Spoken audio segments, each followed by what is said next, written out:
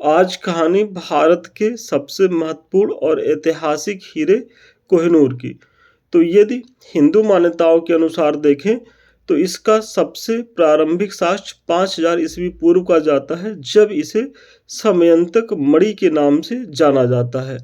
दूसरी चीज, एक कथा ये भी प्रचलित है कि इस हीरे को भगवान श्री कृष्ण ने जामवंत को युद्ध में पराजित करके प्राप्त हुआ था, और जामवंत श्री कृष्ण के युद्ध का वर्णन भी मिलता है जिसमें वो पराजित होते हैं और ये हीरा श्री कृष्ण को भेंट में देते हैं। साथ ही साथ अपनी पुत्री जामवंती का वो विवाह भी कर देते हैं कृष्ण भगवान के साथ। ये हिंदू मान्यता है।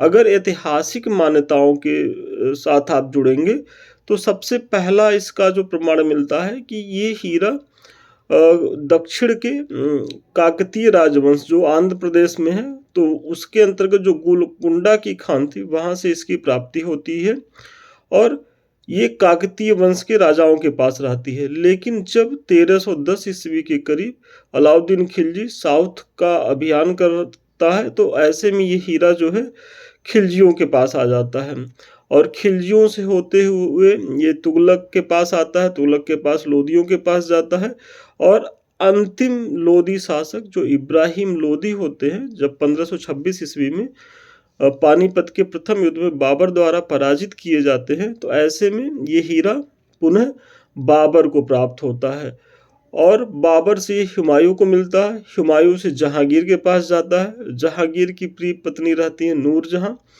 तो ऐसा इतिहासकारों का मानना है कि नूरजहां ने भी इस हीरे का उपयोग अपने लिए किया था। लेकिन नूरजहां से ये हीरा मिल जाता है किसे? तो शाहजहां को। और शाहजहां ने जो मयूर सिंहासन का निर्माण कराया था उसमें इस हीरे को जड़ित करवाया। मतलब मयूर सिंहासन में जिसे तख्ते ताउस कहा जाता है, तो वो जो है जड़ित किया गया कोहिनूर हीरे को।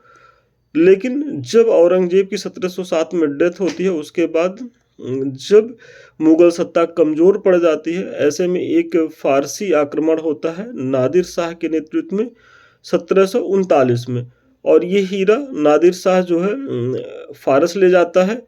नादिर शाह की जब स्थिति कमजोर पड़ती है तो उसी का एक कमांडर रहता है अहमद शाह अब्दाली। तो ये हीरा उसके बाद अहमद शाह अब्दाली को प्राप्त होता है, और अहमद शाह अब्दाली के बाद उसी का एक वंशज रहता है शाह शुजा। तो फिर वो हीरा शाह शुजा को प्राप्त होता है, और शाह शुजा जब परिस्थितिवश रणजीत सिंह से सहयोग मांगने आता है, तो ऐसे में ये कोहिनूर हीरा रणजीत सिंह को उन्होंने गिफ्ट किया।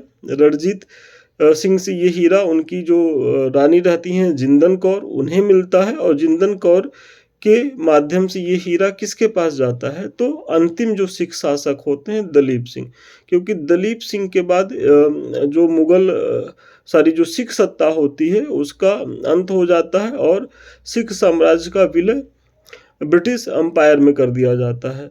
और भेंट स्वरूप जो राजा दिलीप सिंह होते हैं वो इसे किसे प्रदान करते हैं? तो महारानी विक्टोरिया से। और महारानी विक्टोरिया से होते हुए वर्तमान में ये हीरा किसके पास है? तो जो किंग चार्ल्स वहाँ के शासक हैं, तो उनके ताज में ये जड़ित है। तो ये रहा पूरे कोहिनूर हीरे का इतिहास। अगर इसका वेट देखेंगे तो ये 793 कैरेट के करीब था, और जो इसका मूल वेट था, लेकिन इसमें कई बार काट छाट की गई, इसे तराशा गया। ऐसे में वर्तमान अगर वेट आप देखेंगे तो 105.6 कैरेट के करीब ये रह जाता है। तो यही है आपके महत्वपूर्ण और ऐतिहासिक हीरे की कहानी कोहिनूर की। धन्यवाद।